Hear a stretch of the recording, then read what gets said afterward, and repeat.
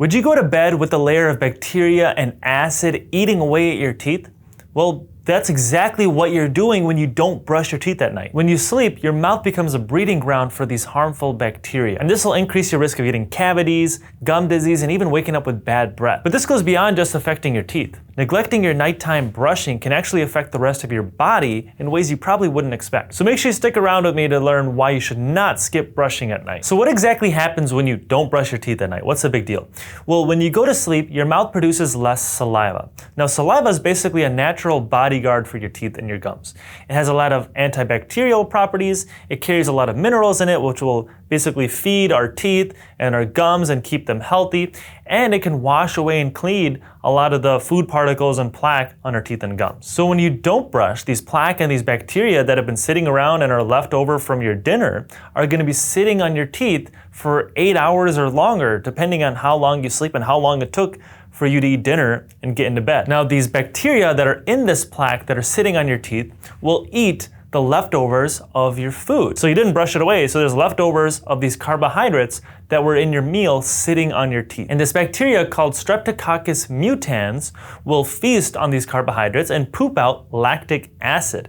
This lactic acid is gonna sit on your teeth and eventually can cause holes to form. This is actually what causes cavities. And again, you have less saliva now, so there's not gonna be as much of that buffer basically cleaning away these bacteria and buffering out these acids. And your enamel will start to break down at a pH of 5.5. So as these acids are sitting on your teeth and there's no saliva cleaning them away, they're gonna slowly start dissolving your teeth. So obviously you're gonna have increased risk of getting cavities, gum disease, and that terrible morning breath. What also might happen is this plaque can start to harden. So typically when these bacteria form on your teeth, they're really loosely attached, so they can be brushed away and flossed really well. But if you leave these plaque alone overnight, then they can start to get hardened. Because as they stay, they start to get mineralized and basically stuck to your teeth. Now they get harder to clean away. Most likely what you need to do is go to your dental cleaning to get this scraped away, because now this is called tartar or calculus, and you cannot scrape this away with your toothbrush or your dental floss. Now, as this tartar and plaque is left on your teeth, they can start to damage your gums more because they cause more inflammation, because your body senses that there's these bad bacteria there that they need to fight, and these bacteria will also try to fight. So it's basically this war going on in your gums and on your teeth, and this can cause your gums to bleed, and this is what contributes to gum disease and eventually can keep spreading underneath your gums. Now, as these bacteria keep building up and keep spreading underneath your gums, not only are they causing more damage, they're also multiplying. So you're getting more and more of these bacteria. And over time, they can destroy the support structures of your teeth. This is the bones that support your teeth and also the attachment, like what attaches your teeth to your gums. And this is actually the #1 cause that people end up in dentures, because they get so much bone loss, their teeth get so mobile, they might get infections, and they end up needing to lose all of their teeth. But it doesn't just stop there. Your gum disease is linked with a ton of other systemic health diseases, because these bacteria don't just stay in your mouth, they can enter your bloodstream. So when you have bacteria entering your bloodstream, now you have a higher risk of getting infections and higher risk of other diseases.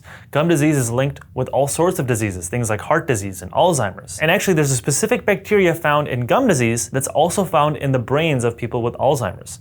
This bacteria is called Porphyromonas gingivalis, or in other words, P. gingivalis. It's thought that this bacteria, once it enters a bloodstream, can make its way through the blood-brain barrier and affect the brains of people in Alzheimer's. I actually made another video going into more detail on this topic, so check out the link in the description below if you want to watch that. There's also studies showing that these bacteria can contribute to plaques forming in people's arteries, which can lead to things like heart disease and restricted blood flow. Gum disease is also linked with diabetes. As you get more inflammation in your mouth, you can also get more inflammation in the rest of your body.